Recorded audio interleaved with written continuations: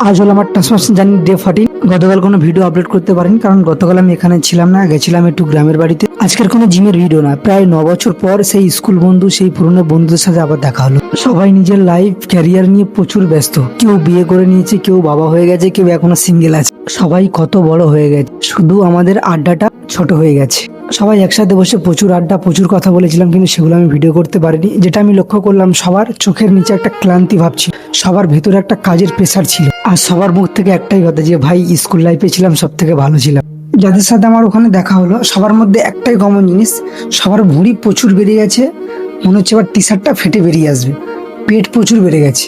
যখন আমরা স্কুল লাইফে ছিলাম, তখন সকালে উঠে টিউশন যাওয়া, তারপর স্কুল যাওয়া, দৌড়ানো, ফুটবল খেলা, ক্রিকেট খেলা, তখন সব এগুলোই করতো। কিন্তু যখন দায়িত্ব চলে আসে, কেউ গিয়ে বসছে অফিসের চেয়ারে, কেউ নিজের বিজনেস সামলাচ্ছে, কিন্তু কেউ নিজের হেলথের দিকে আর কোনো খবর রাখে না। গতকাল ওখানে গিয়ে একটাই মাইন্ডসেট করে নিয়েছি, লাইফে বন্ধু বান্ধব থাকবে, লাইফে দায়িত্ব থাকবে, সবকিছু থাকবে, কিন্তু তার সাথে সাথে নিজের হেলথটাকে ঠিক রাখতে হবে, নিজের শরীরটাকে ঠিক রাখতে হবে। সত্যি বলছি, ওই অত বড় ভুঁড়ি নিয়ে সবার সামনে গিয়ে দাঁড়াবো না, ওটা আমার কেমন একটা লাগে। কালকের দিনটা ঠিক আমার এইভাবেই কেটে গেছে।